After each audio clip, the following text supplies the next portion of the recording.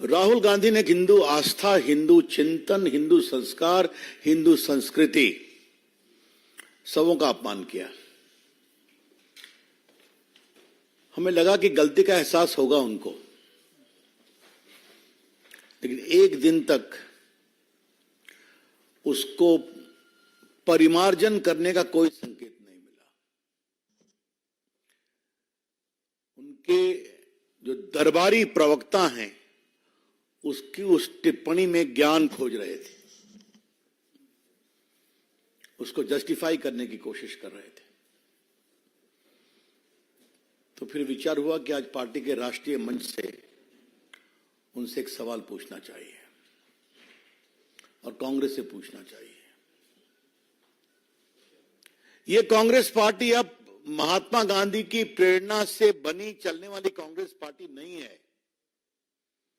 राहुल गांधी की अगुवाई में ये कांग्रेस पार्टी अब माओवादी विचार, विभाजनकारी विचार, अलगाववादी विचार को लेकर चलती है।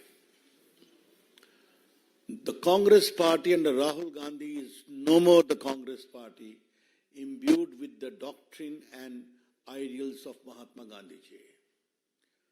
This is a Congress party led by a divisive mind, Maoist thought, an anti-Hindu thought. Mr. Rahul Gandhi is completely in the sway of these elements. Rahul Gandhi जैसे तत्वों के प्रभाव में हैं।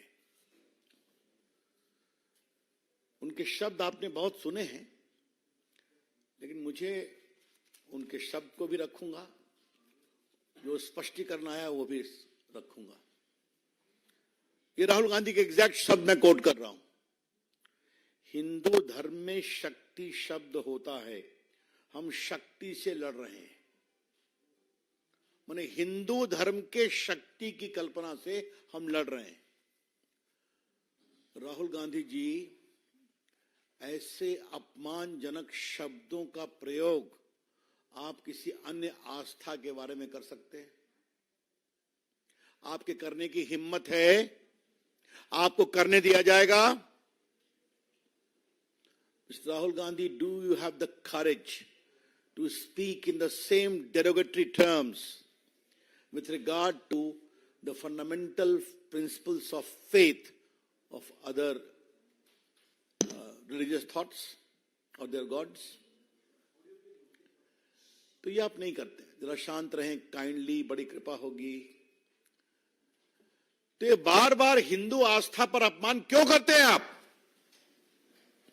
कोई नई बात तो है नहीं। आप सुविधा के लिए चुनावी हिंदू बनते हैं, लेकिन मन में हिंदू आस्था का अपमान होता है। Will you keep quiet, please? What is this? Don't disturb the press conference, please. I'll be grateful, please. तो मैं ये कहना चाह रहा हूं, क्या मतलब है इसका? आज थोड़े हम गुस्से में हैं और बहुत सही रूप से गुस्से में, देश गुस्से में है।